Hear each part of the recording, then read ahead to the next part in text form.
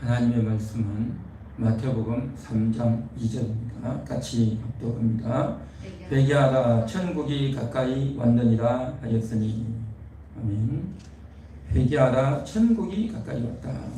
그렇게 세례요한이 외치고 있습니다. 천국이 가까이 왔다. 전에는 천국이 가까이 오지 않았던 거죠. 세례요한은 예수님이 오시기 전에 예수님 앞서서 이제 하나님 말씀을 전가한 선지자였습니다. 구약의 마지막 선지자 세례 요한이었죠.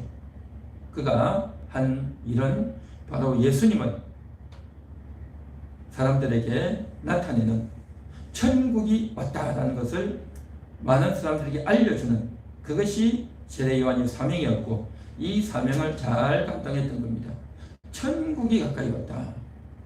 우리가 생각하기로는 천국이라고 하면 죽어서 가는 천국, 죽어야만 갈 수 있는 곳, 살아서는 갈 수 없는 곳, 육신의 몸을 입고 이 세상을 살아가는 동안에는 천국을 갈 수 없다.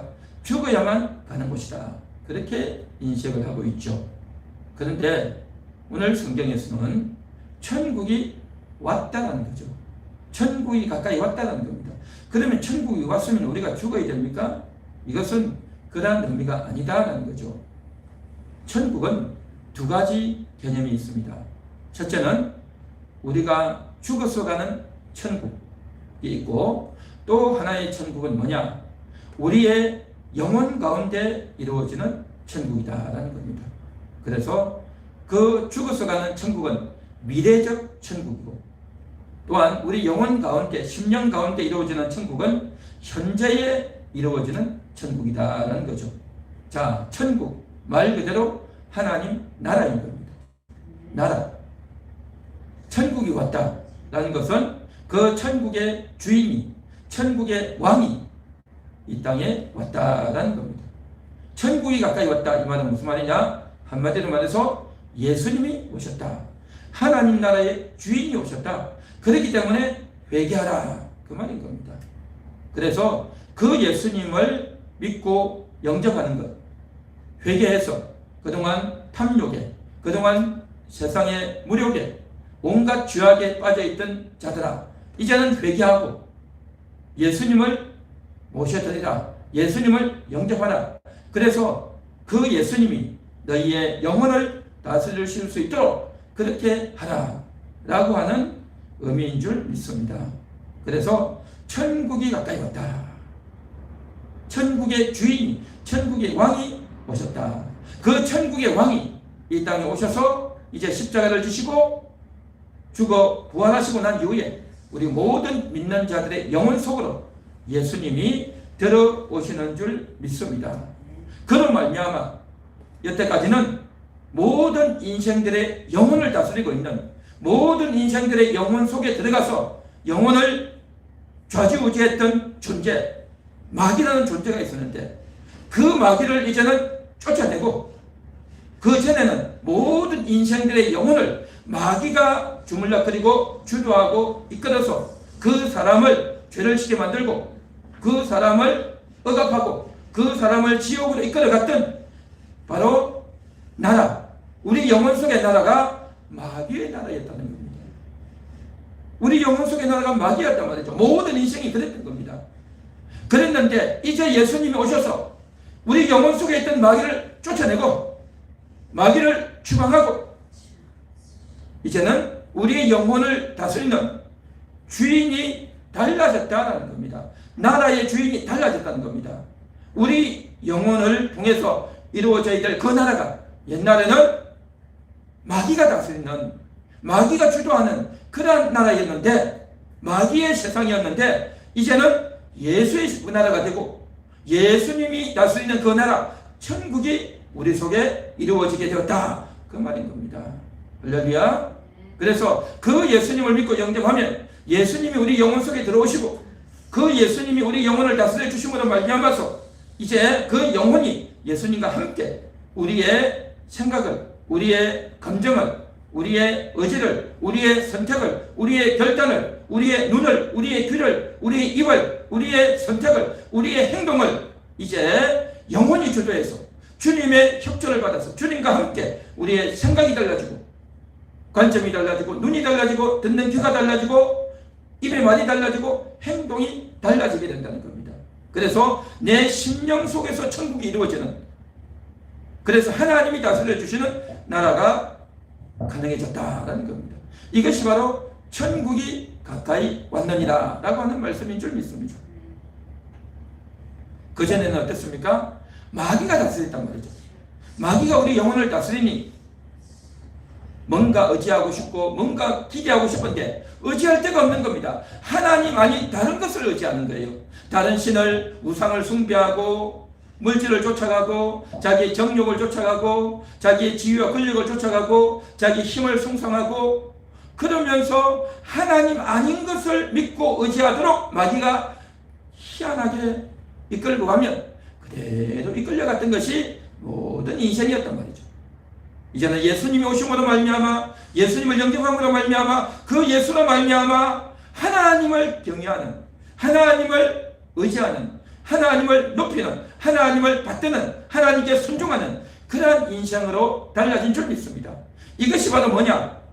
누가 우리 영혼을 다스리느냐, 그리고 우리 영혼을 어떤 방식으로 다스리느냐, 이것을 가리켜서 한마디로 말해서 뭐라고 하냐면 영혼의 체제가 달라졌다라고 말할 수 있는 겁니다.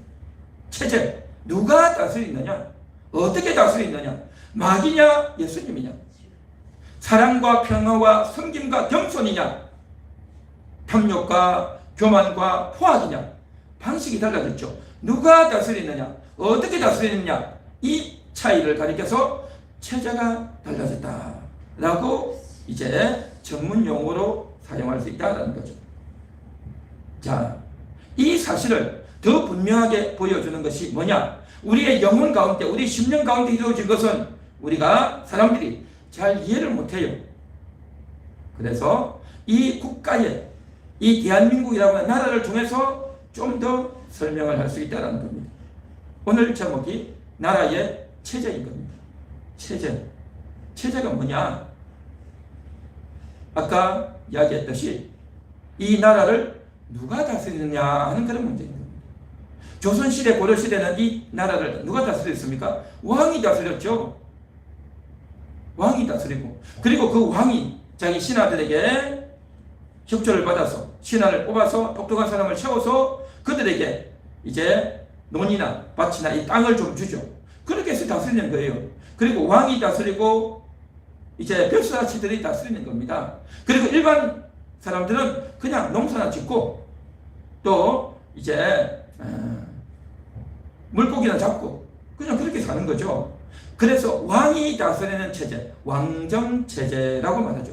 그런데 오늘날 대한민국은 어떻습니까? 왕이 다스리는 것이 아니고 국민이, 대한민국 국민이 주인이고요. 전에는 누가 주인입니까? 왕이 다스리니까 왕이 주인이었어요. 그런데 지금은 왕이 아니라, 왕 없죠. 대통령을 뽑지만 그 대통령이 주인이 아니고 국민이 주인이란 말이죠. 체제가 달라진 겁니다. 누가 다스리느냐? 체제가 달라졌죠. 체제가. 또 누가 다스리느냐에 따라서 다스리는 방식이 달랐죠. 옛날에는 그냥 왕이 그냥 마음대로 하는 거예요. 그냥 왕이 마음대로 하고 왕이 마음에 드는 사람 세우고 왕이 이래라면 되는 거고 왕이 안 되면, 마음에 안 들면 안 하는 겁니다. 그런데 오늘날은 뭡니까? 그렇게 하면 안 돼요. 헌법에 의해서. 그렇죠? 대한민국 가치와 헌법에 의해서 나라를 다스려야 된다는 거죠. 그래서 누가 다스리느냐, 어떤 방식으로 다스리느냐에 따라서 나라가 전혀 달라진다는 거죠. 그래서 옛날에는 왕정체제지만 오늘날에는 자유민주주의 체제이다라는 거죠. 자유민주주의.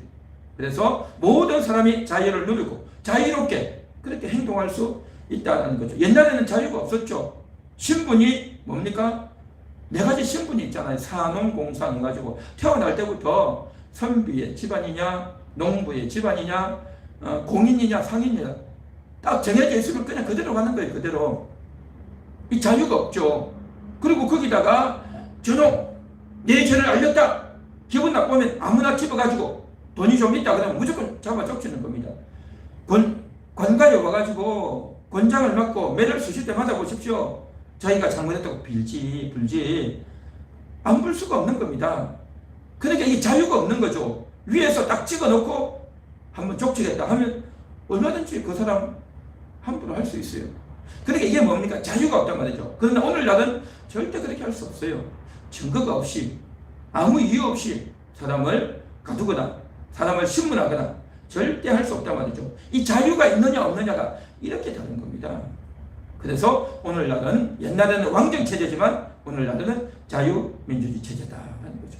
그런데 이 자유민주주의 체제를 아는 나라들이 선호하고 좋아하고 하다 보니까 이것을 본뜬 유사민주주의가 나왔어요. 유사민주주의. 유사민주주의는 진짜가 아니죠. 가짜죠. 어디입니까? 인민민주주의다라는 겁니다. 인민민주주의. 그러니까 우리도 왕이 아니라 민주주의 한다라는 거죠. 백성들이 주인이 돼서 다스린다는 거죠. 순 거짓말이죠. 어떻게 합니까? 김일성, 김정일, 김정은 저들이 다 해먹잖아요. 그러면서 인민민주주의다 뭐 그런 식으로 이제 말로만 그렇게 하는 거죠. 이 가짜죠. 그래서 이와 같이 각 나라들이 누가 다스리느냐? 대통령이냐 왕이냐? 대통령이냐 아니면 이제 의원 내각제를 통해서 국회의원들이 돌아가면서 나라를 다스리느냐? 또 사회주의를 할 것이냐? 자유시장 경제 체제를 할 것이냐? 해서 나라를 다스리는 방식이 다양한 겁니다. 정치를 어떻게 하고 경제를 어떻게 운영할 것인가에 대해서 나라에 따라서 다 다르죠. 이와 같이 나라의 체제가 다 다르다는 겁니다. 그래서 한마디로 간단하게 요약하면 누가 다스리느냐? 대통령 중심제냐? 국회의원들이 하냐? 아니면 독재자들이? 러시아 같으면 푸틴이 몇십 년을 해먹잖아요. 그렇죠? 중국 같으면 이제 원래는 5년씩 하게 됐는데 5년씩 하고 한 번 더 할 수 있는 그냥 10년까지 할 수 있는데 법을 바꿔가지고 자기가 끝까지 더해 먹으려고 시진핑이가 지금 저러고 있는 거 아니겠습니까? 북한 보십시오. 한 번 수령이면 영원한 수령 아닙니까? 완전히 독재죠. 그래서 누가 할 것이냐? 그러나 민주주의 국가는 어떻습니까? 4년, 5년마다 무조건 바꿔야 되는 겁니다. 열절 없죠? 그렇게 무조건 바꾼다. 누가 하느냐? 또 나라를 어떻게 다스리느냐에 따라서 체제가 달라진다라는 거죠. 우리가 어려서 부모님 수라에서 태어나서 학교를 다니고 하다가 이제 결혼을 하게 되면 한 남자와 한 여자가 결혼을 해서 가정을 이루면 완전히 달라집니다. 전에는 모든 결정권이 부모님에게 있는 겁니다. 집을 이사를 할지 말지. 그렇죠? 또 이제 큰 돈이 나갈 때에 차를 살 거냐, 아파트를 어떤 걸 할 거냐, 이사를 할 거냐, 뭐 이런 중요한 결정을 할 때 누가 합니까? 부모님이 하는 겁니다. 그런데 이제는 결혼해서 가정을 이루면 내가 주도권을 갖는 겁니다. 그전에는 부모님이 주도권을 갖기 때문에 부모님이 알아서 하는 거고 자녀들은 희망사항을 이야기할 뿐이죠. 그러나 가정을 이루면 내가 주도권을 갖는 거죠. 내가 알아서 판단하고 결정해야 되는 겁니다. 이와 같이 체제가 달라졌잖아요. 체제가 다스리는 주도권을 갖는 체제가 달라진 겁니다. 부모님 수라에서는 부모님이 해야 되고 이제는 가정을 이루면 내가 해야 되는 겁니다. 그렇죠? 또 학교에서도 1학년 때 선생님, 2학년 때 선생님이 달라져요. 그러면 그 선생님이 달라지면 그 선생님에 따라서 반 학생들을 가르치는 스타일이 완전히 달라요. 남자 선생님이냐 여자 선생님이냐, 또 아이들을 자상하게 잘 해주느냐 아니면 아주 그냥 거칠게 또 메스게 다루느냐, 선생님에 따라서 전혀 분위기가 달라지잖아요. 그래서 그 선생님에 따라서 내가 그 과목이 좋아지기도 하고 안 좋아지기도 하고 완전히 달라지잖아요. 그러니까 누가 이것을 가르치느냐 주도하느냐에 따라서 모든 학급의 분위기와 그 사람의 마음가짐과 과목에 대한 이해도와 과목에 대한 비전이 완전히 달라지듯이 가정의 주도권을 누가 갖느냐에 따라서 달라지듯이 그렇죠? 나라의 이제 지도자, 대통령이 누가 되느냐 하는 것에 따라서 완전히 달라지는 겁니다. 이게 바로 체제다라는 겁니다. 체제. 자, 그런데 이 대한민국의 체제는 뭐냐? 대통령은 자꾸 바뀔 수가 있죠. 5년 만에 선거를 하니까 대통령은 완전히 바뀔 수 있는데 중요한 건 뭐냐 하면 그 대통령 중심제의 나라, 자유민주주의 체제라고 하는 것, 이것이 대한민국의 흔들 수 없는 체제인 겁니다. 뼈대란 말이죠. 뼈대. 사람의 몸으로 비하면 등뼈가 있고, 그렇죠? 등뼈가 있고, 가슴에 이제 척추가 있고, 또 여러 가지 뼈대가 있듯이 그 척추에 해당하는 것이 바로 뭐냐? 자유민주주의 체제인 겁니다. 그런데 이것이 지금 흔들리고 있는 그러한 상황이다. 이것을 가리켜서 뭐라고 말하냐면 대한민국의 체제가 위험하다. 그렇게 말하고 있습니다. 대한민국의 체제. 그래서 1988년에 양동환 교수라고 하는 분은 이렇게 말했습니다. 우익은 죽었는가? 그렇게 이야기했어요. 1988년이에요. 88년이면 한 30년, 40년 전이죠. 그때에 80년대니까 주사파 운동권 세력들이 굉장히 기세를 날릴 때죠. 그리고 아직 어리고 대학생이고 이제 막 각 대학을 졸업한 한 20대 중후반 때는 그러한 저들의 실체를 꿰뚫어보고 한 말이 뭐냐면 저들이 이제 10년 후 20년 후가 되면 저들이 주도하는 나라가 될 수 있다. 저들이 주도하는 정권이 탄생할 수 있다 하면서 경고를 했던 겁니다. 그래서 우익은 죽었는가? 그러한 것에 대해서 저들의 실체를 바르게 바라보지 못하고 저들을 아주 무시해버리고 저들에 대해서 소홀하게 대하면 이 나라는 굉장히 위험할 수 있다라고 이야기했죠. 그랬는데 88년을 그랬는데 2017년이 돼가지고 20년, 30년 후에 양동환 교수가 또 이렇게 말을 했어요. 대한민국은 지금 내전 중이다. 내부적인 전쟁 중이라는 겁니다. 체제를 놓고 전쟁을 치르고 있다는 거죠. 대한민국의 체제를 지켜야 된다. 이 체제를 갈아엎고 다른 체제를 만들어야 된다. 라고 하는 세력이 싸우고 있다는 겁니다. 2017년에 그런 말을 했습니다. 그랬는데 그것이 현실화됐죠. 박근혜 대통령이 파면을 당했지 않습니까? 파면을 당하고 쫓겨났죠. 그렇죠. 구속되지 않습니까? 그래서 선거를 치러가지고 원래는 12월 달에 대통령 선거를 하긴 했었는데 7개월 앞서서 5월 달에 대선을 했지 않습니까? 5월 달에. 그래서 5월 대선을 해가지고 완전히 새로운 나라가 이제 만들어졌죠. 새로운 나라가 지금 만들어가지고 이제는 새로운 나라를 만들겠다. 박정희 정권, 전두환 정권 이런 정권들은 구태다, 썩었다, 적폐 세력이다 해가지고 새로운 나라를 만들겠다 해서 만든 것이 지금 문재인 정권이 들어와서 이렇게 모든 통치를 했죠. 그래서 이것이 말로만 들으면 새로운 나라를 만드나 보다, 잘못된 걸 바꾸고 새롭게 하나 보다 라고 생각하는데 사실은 그게 아니었다는 겁니다. 그래서 이것에 대해서 많은 사람들이 경고했는데 고든 창이라고 하는 미국 변호사인데 바로 국제 행사를 할 때마다 이런 말을 했어요. 대한민국은 자유민주주의로 남을 것이다. 그런 말을 했어요. 왜 이 말을 했겠습니까? 지금 대한민국이 자유민주주의를 허물고 사회주의로 북한과 하나가 되어질 가려고 그렇게 많은 시도들을 하고 있다는 겁니다. 무서운 경고였던 거죠.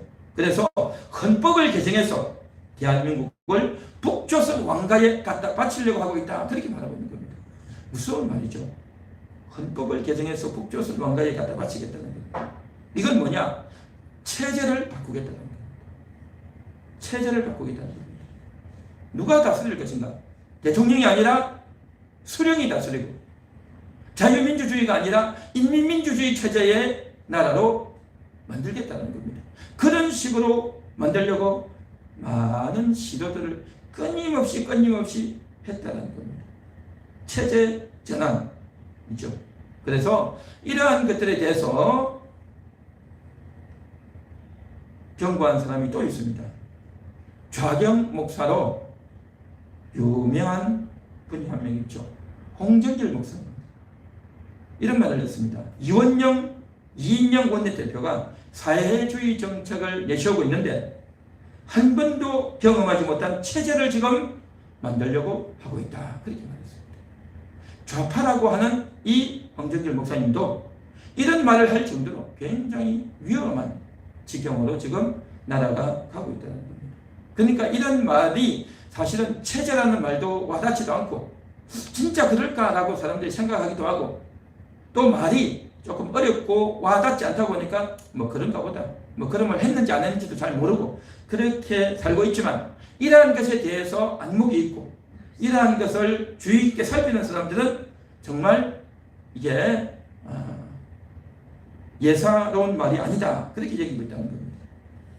그래서 자유민주주의 체제가 무너지게 될 때에 어떤 현상들이 나타나느냐 여러 가지 것들이 있는데 바로 국민들이 감정적인 선택을 한다는 겁니다. 정말 냉철하게 판단해서 이 나라를 바르게 세울 사람이 누구겠는가 라는 것들을 생각해서 판단해서 하는 것이 아니라 그냥 감정적으로 나 저 사람은 싫어 저 사람은 얼굴이 별로 마음에 안 들어 저 사람은 정말 돈을 많이 줄 것 같아 이렇게 아주 단편적으로 돈을 많이 주네 잘생겼네 잘 웃네 뭐 이런 걸 가지고 사람들이 투표를 하는 사람들이요 의외로 많아요.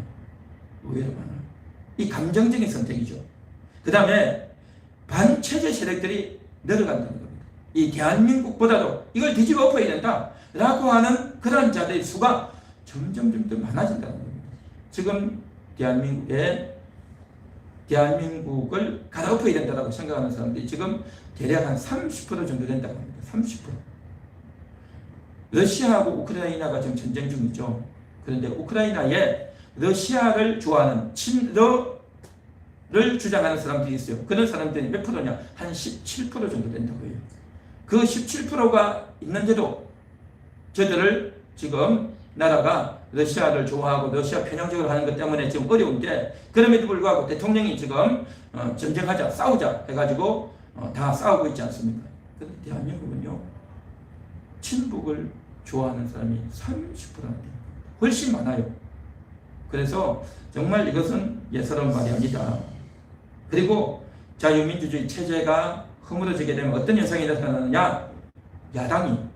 야당이 처음에는 자유민주주의를 위해서 당을 하고 또 그 자유민주주의 체제의 국민들을 위해서 자신들의 정책을 펼치고 활동을 하고 정당 활동을 하는데 그런데 그것을 버려버리고 자유민주주의 체제에 충성했던 그것을 버려버리고 반체제 세력과 연합을 한다는 겁니다. 그래야 내가 자리라도 더 얻고 내가 돈이라도 더 많이 얻을 수 있고 그래야 내가 이권이 더 많기 때문에 저들과 연합하고 야합합니다.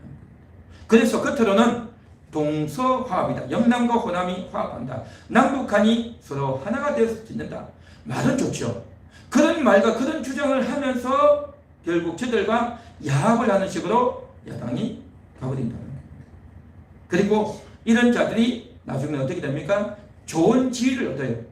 장관 자리 하나를 얻고 그 정도 안 되면 공기업의 사장이 되든지 또 아니면 여러 단체의 기관장이 되든지 그래야 자기가 지위도 있고 신분도 있고 명함도 내밀 수 있고 돈도 많이 받고 연금도 많이 받을 수 있으니까 그러한 자리 중요한 결정권을 내릴 수 있는 그런 자리에 올라간다는 겁니다.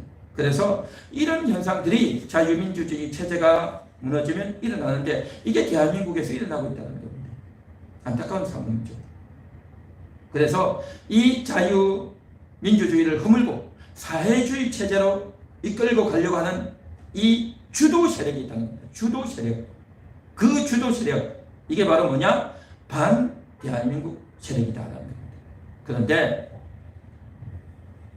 북한이 사회주의가 된 것은 공산주의가 된 것은 해방이 되고 나자마자 김일성이 들어와서 소련의 공산당이 들어와서 완전히 그냥 순식간에 몰아가 버린 겁니다. 그때 당시는 사람들이요 공산주의가 뭔지 자유민주주의가 뭔지도 몰랐어요. 그냥 일본에서 해방됐으니까 좋다. 이제는 일본 놈도 물러갔으니까 좋다. 다 그렇게 하고 만세 부리고 있던 그 때였어요. 그때에 갑자기 와가지고 뭐라고 말하냐?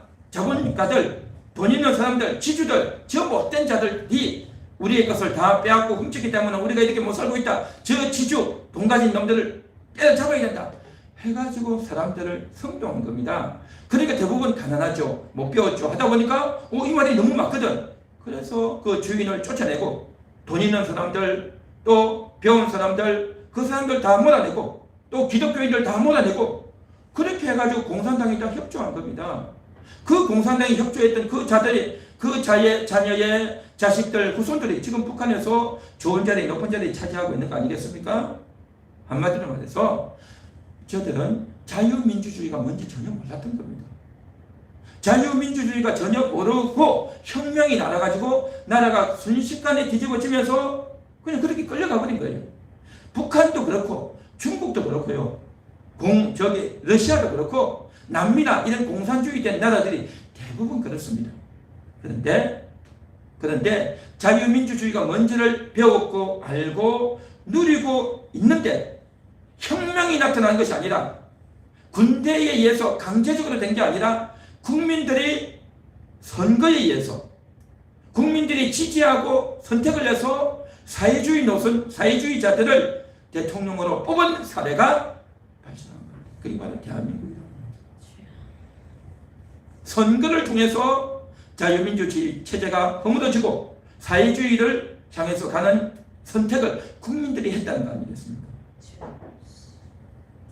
이것은 세계적으로도 희귀한 사례다. 그렇게 말하고 있습니다. 대부분은 혁명이 일어나서 전쟁에 의해서 아무것도 모르는 사이에서 그냥 휩쓸려 갔는데 대한민국은 국민의 투표에 의해서 국민들의 선택에 의해서 그렇게 갔다라는 거죠. 희한한 사례다라는 겁니다. 그러면 왜 이런 일이 생겼냐 하는 거죠. 왜 이런 일이 생겼냐? 대한민국의 청년들에게 20대, 30대 젊은 사람들에게 설문조사를 했습니다.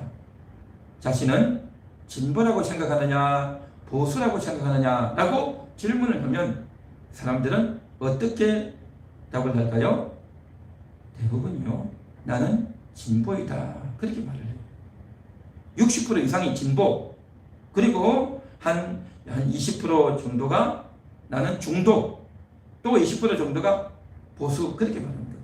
그러니까 진보가 나는 진보다라고 그렇게 생각한다는 겁니다. 그래서 그렇게 내가 진보다라고 하는 사람들에게 질문을 했어요. 기자들이 가서 질문하니까 왜 진보를 좋아하고 보수를 싫어하느냐라고 했더니 진보 좋은 거 아니에요?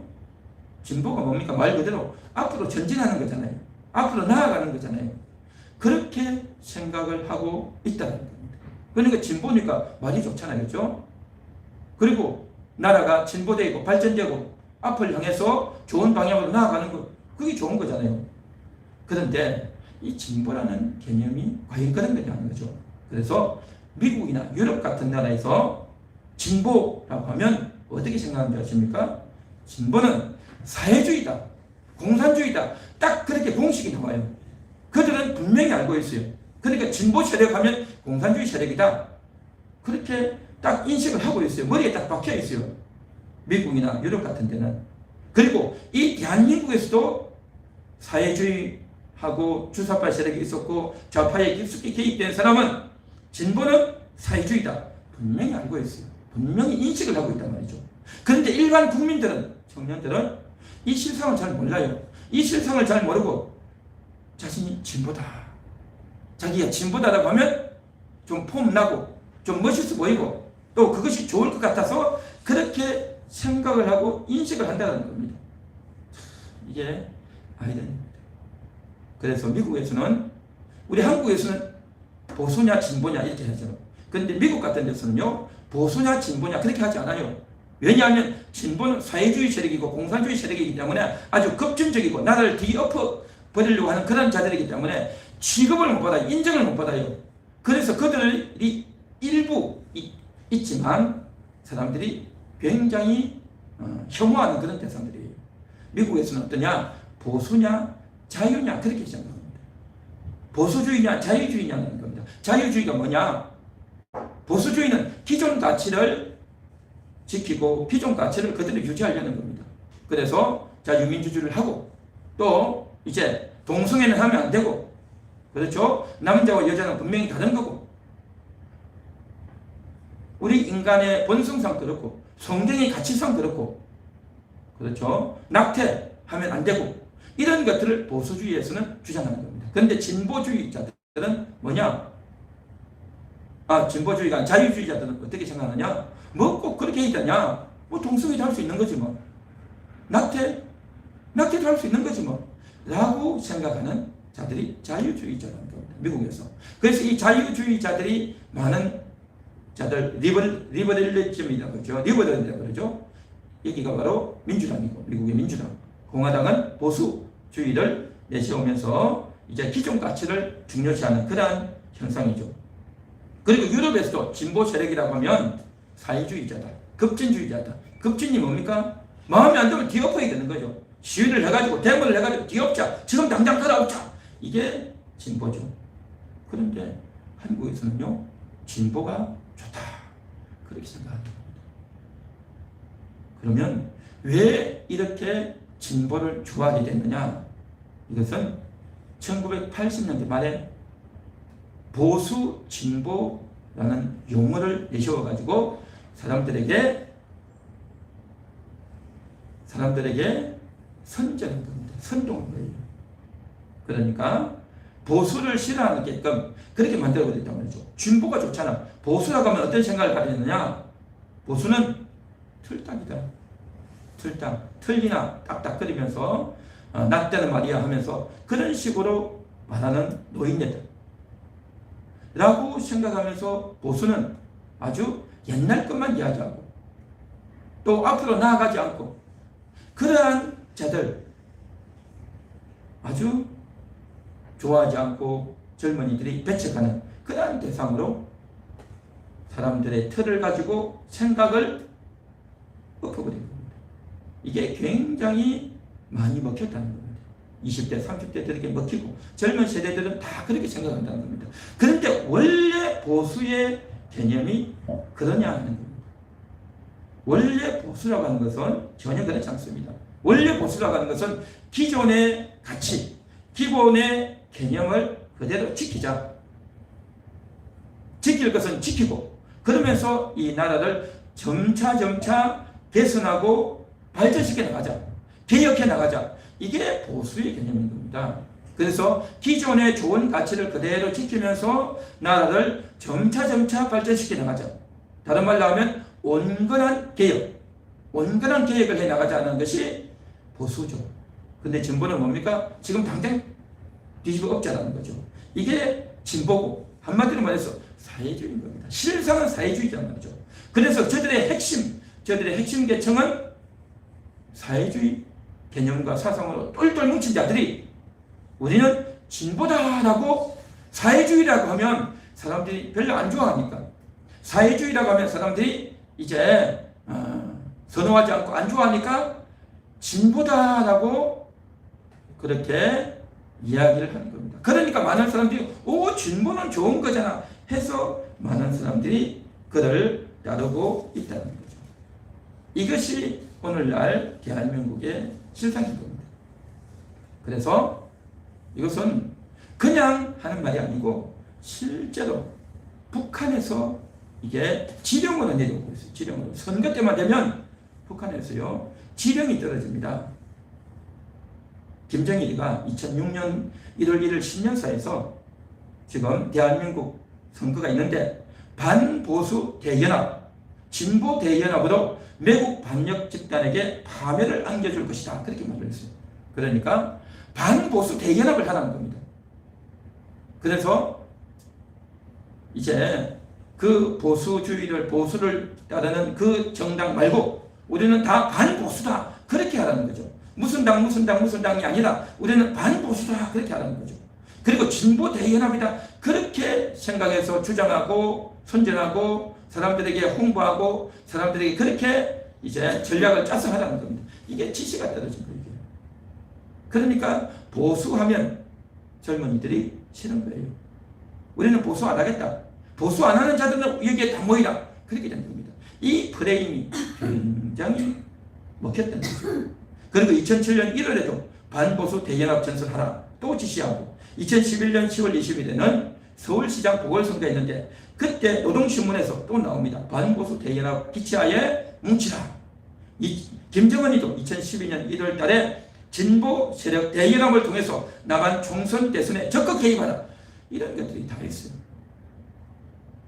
이런 지시들이 다 하달되고 있고 사용되고 있다는 겁니다. 한마디로 말해서 진보 세력이라고 하는 것은 사회주의를 추종하는, 공산주의를 추종하는 자들이 말로만 우리가 진보다 그렇게 말을 하고, 그래야 많은 사람들이 좋아하고 호응하고 따를 것이니까, 그래서 결국에는 체제를 뒤집어 엎으려고 하는 그런 세력이다. 그런 세력. 그래서 말로만 진보다 그렇게 쓰는 거죠. 그래서 이제 실제 그렇게 하는 대통령이 뽑혀가지고 대한민국이 지금 운영이 되고 굉장히 어려운 가운데 많이 노출되어 있지 않습니까? 그런데 결정타는 뭐냐? 대한민국의 헌법을 바꾸려고 하는 겁니다. 헌법에 보면 이제 자유민주주의 국가이다 있는데, 그것을 자유를 빼려고 하고 또 헌법에 있는 여러 가지 것들을 바꾸려고 지금 시도를 하고 있는 거죠. 왜 그렇습니까? 헌법을 바꿔야, 나라의 틀을 바꿔야, 나라의 체제를 완전히 바꿔야 이게 나라가 완전히 무너지기 때문에 그 작업을 끊임없이 하는 겁니다. 끊임없이. 그래서 국민들의 의식을 바꿔야 된단 말이죠. 원래 헌법을 바꾸는 것은 국민 투표를 해야 됩니다. 헌법은 국민 투표 안 하면 안 됩니다. 국민 투표는 국회의원 선거, 대통령 선거뿐만 아니라 헌법 개정에 국민 투표를 해야 됩니다. 다시 말해서 국민들이 찬성을 해야 된단 말이죠. 국민들이 찬성하려면 그냥 되는 게 아니라 국민들 교육을 해야 되는 거죠. 기존 체제는 안 좋다, 기존 체제는 나쁘다 해가지고 사람들에게 교육을 시키고, 또 그것이 나쁘다는 인식을 집어넣고, 이 작업을 끊임없이 해야 되잖아요. 그래서 오늘날 이 대한민국에서 이루어지는 것들이 국민들을 선회해서 헌법 개정에까지 이끌어 가려고 투표를 해서 바꾸려고 그 작업을 하고 있는 거예요, 지금. 그래서 그러한 관계에서 우리가 이런 것들을 알고 국가를 위해서 기도한다고 하는 것은 굉장히 다양한 의미가 있는 겁니다. 남한의 무력 침공에서 나라가 지켜지기 위해서도 기도해야 되고, 국가의 헌법을 바꾸려고 하는 이 체제에서도 우리가 기도해야 되고, 다양한 분야에 있어서까지도 우리가 기도해야 될 것이 많다는 것이죠. 그래서 저들의 생각과 사상들이 우리 전반적인 국민들의 생각을 잠식해서 지금 현재 핵심 계층들이 30%가 사회주의를 적극 지지하는, 무조건 지지하는 그러한 자들이 있단 말이죠. 그래서 이 세력들이 거의 허물어지지 않고 그대로 유지되고 있는데, 정말 하나님의 역사가 있어야 되고, 또 이런 부분에 있어서 이제 더 많은 사람들을 확보하고 확보해 내려고 지금 저들이 끊임없이 시도하고 일을 하고 있다는 겁니다. 그렇게 되어지면 나라가 그냥 붕괴되는 거죠. 붕괴되는 것. 그래서 정말 이 한국에서 체제가 하루아침에 바뀌는 것이 아니라 서서히 무너진단 말이죠. 서서히 무너져. 이것을 우리가 알고 인식하고, 그래서 어떤 사람들은 왜 그러한 정치적인 이념에 대한 이데올로기에 대한 이야기를 하느냐라고 이야기하지만, 저들은 사실은 이데올로기 이야기를 다 하고 있어요. 저들은 그렇게 주장하고 있단 말이죠. 그 주장하는 핵심이 뭐냐? 사상이, 그런 사상인 겁니다. 그래서 많은 사람들은 모르고 따르는 사람들도 있지만, 확실히 알면서 그것을 끝까지 주장하는 사람들이 있습니다. 그들은 사상이 저들에게 완전히 포획되어 있는 그러한 자들이다. 그러한 자들이 점점 늘어가고 있다는 거죠. 아담의 영혼, 이 아담의 영혼, 최초로 만들어졌던 인간 아담의 영혼은 자유로운 영혼이었습니다. 그 자유를 가지고 선악과를 먹을 수도 있고 안 먹을 수도 있고, 하나님을 선택할 수도 있고 마귀를 선택할 수도 있는 그러한 자유로운 영혼이었습니다. 그래서 그 자유를 가지고 하나님을 선택하고 하나님을 의지하기를 하나님은 원하셨던 겁니다. 그런데 선악과를 다 먹고 마귀에게 짐으로 말미암아 마귀가 그 영혼을 차지하게 됐던 겁니다. 그래서 아담 하와 이후로 모든 인생들은 그 영혼 속에 마귀가 들어가서 마귀가 주도하는, 마귀가 다스리는, 마귀가 유혹하는 대로 그대로 이끌려가는 인생이 되어버렸던 겁니다.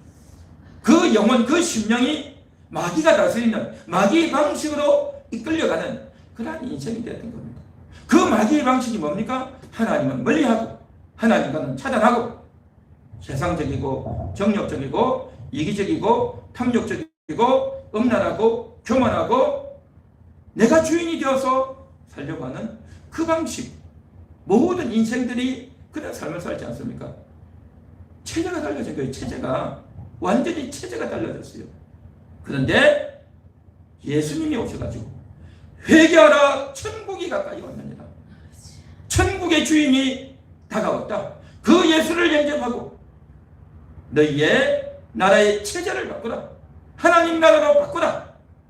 주님이 다스리는 그런 나라, 내 영혼이 주님이 다스리는 그 나라가 되라 라고 하면서 세례 요한이 외치고 있었던 전도의 내용, 바로 회개하라, 천국이 가까이 왔느니라.